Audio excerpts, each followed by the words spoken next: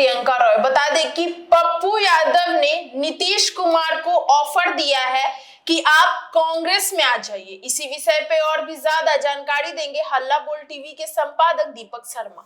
और यह ऑफर सिर्फ चुनाव से पहले का नहीं है, चुनाव के बाद का भी है। पप्पू यादव ने कहा है कि नीतीश कुमार चुनाव के बाद भी हमारे साथ आना चाहते हैं, अगर तो उनका स्वागत है, उनका हम पूरा सम्मान करेंगे, वे हमारे साथ आ सकते हैं जी। और उन्होंने यह भी कहा कि पप्पू यादव ने कहा कि बीजेपी नीतीश कुमार को मुख्यमंत्री नहीं बनना चाहती है, हम उनका पूरा सम्मान करते हैं और वो हमारे साथ चुनाव बाद भी आ सकते हैं। अच्छा। कोई दिक्कत नहीं है जी। उन्होंने कहा पूर्णिया सांसद पप्पू यादव ने ऑफर दिया है मुख्यमंत्री नीतीश कुमार को कांग्रेस के साथ आने का। उन्होंने कहा कि वो आना चाहते हैं तो चुनाव के बाद भी उनका सम्मान है, उनका स्वागत है, कांग्रेस उनका सम्मान भी करेगी और कांग्रेस उनका स्वागत भी करेगी।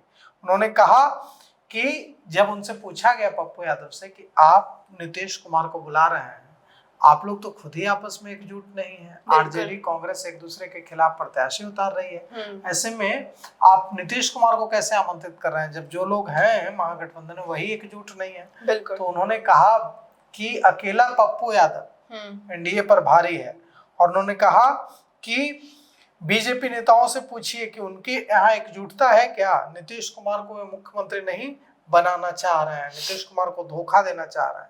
अब सवाल उठता है कि पप्पू यादव का जो यह बयान आया है, यह इस बयान का मकसद क्या है? बिल्कुल, इस बयान का मकसद नीतीश कुमार को साथ लाना नहीं है। इस बयान का मकसद जनता को यह बताना है कि भारतीय जनता पार्टी नीतीश कुमार को धोखा दे रही है, भारतीय जनता पार्टी नीतीश कुमार को मुख्यमंत्री नहीं बनाएगी। क्योंकि देखिए, आज भी 20 साल से बिहार के मुख्यमंत्री रहने के बाद भी 20% लोग, जो 20% वोट बैंक है, वो आज भी नीतीश कुमार के साथ है, जदयू के साथ नहीं है, वो नीतीश कुमार के साथ। सही बात। तो नीतीश कुमार का जो ये 20% वोट बैंक है, ये खुद को नीतीश कुमार के साथ सुरक्षित महसूस करता है। उसको लगता है कि जब तक नीतीश कुमार हैं, इसमें बड़ी संख्या में महिलाएं शामिल हैं, तो ये जो 20% वोट बैंक है, ये इसको अगर यह खबर मिलेगी कि नीतीश कुमार अब मुख्यमंत्री नहीं रहेंगे या नीतीश कुमार साइडलाइन कर दिए जाएंगे, तो ये 20% वोट बैंक निराश होगा। और महागठबंधन कांग्रेस की यही कोशिश है कि ये 20% वोट बैंक टूट जाए नीतीश कुमार से। उसको लगे कि भारतीय जनता पार्टी नीतीश कुमार को मुख्यमंत्री बनाएगी नहीं, तो हमें कोई दूसरा ठौर ठिकाना ढूंढना चाहिए। लेकिन नीतीश कुमार ने जिस तरह से सीट बंटवारा जब हुआ एनडीए में, उसके बाद नीतीश कुमार ने जिस तरह से बागी तेवर दिखाए और जिस तरह से नीतीश कुमार ने भारतीय जनता पार्टी को बैकफुट पर ला दिया, उससे लगता नहीं है कि नीतीश कुमार को पीछे करना इतना आसान है। नीतीश कुमार ने मुलाकात तक नहीं की, साफ साफ कह दिया कि जाइए आप लोग सरकार बना लीजिए, हमको जहां से टिकट जिसको देना होगा देंगे। और जिन जिन सीटों पर नीतीश कुमार को मन किया, उन सीटों पर प्रत्याशी दिया। ऐसा नहीं है कि नीतीश कुमार दब गए सीट बंटवारे में जी।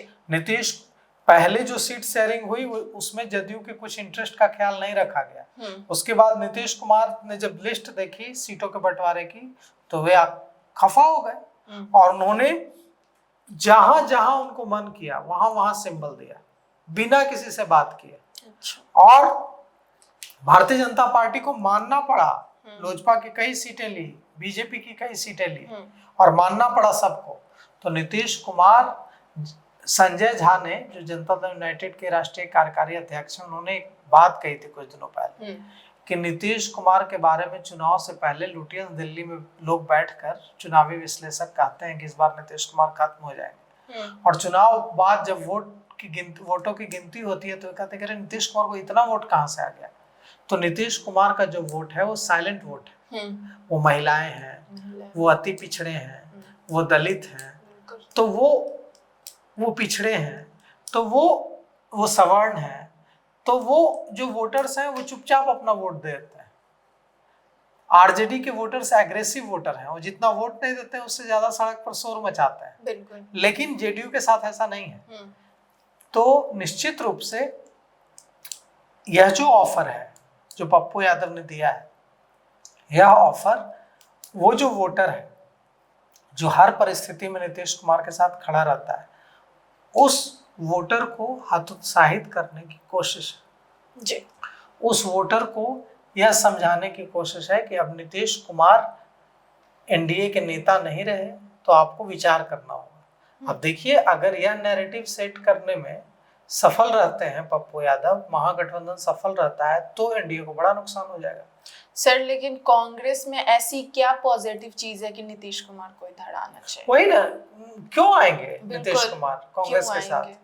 और जब महागठबंधन में खुद एकता नहीं है, राष्ट्रीय जनता दल अलग, कांग्रेस अलग, लेफ्ट अलग, वीआईपी अलग, कोई एक साथ है, कोई एकजुट नहीं है, तो नीतीश कुमार क्यों आएंगे? लेकिन वो जो कोशिश पप्पू यादव कर रहे हैं, वो बिहार की जनता, बिहार के लोगों, बिहार के वोटर्स को यह मैसेज देने की कोशिश कर रहे हैं कि नीतीश कुमार के साथ धोखा हो रहा है। भारतीय जनता पार्टी नीतीश कुमार के साथ धोखा कर रही है, ताकि जो नीतीश कुमार के सपोर्टर हैं वो बेचैन हो जाए। तो यह कोशिश नीतीश कुमार के सपोर्टर्स को बेचैन करने की है। जी, तो सुना आपने इन सबको लेकर आपकी क्या राय है, हमें कमेंट बॉक्स में बताएं। और इस पेशकश में इतना ही। आगे की खबर देखने के लिए बने रहे हल्ला बोल टीवी के साथ। धन्यवाद।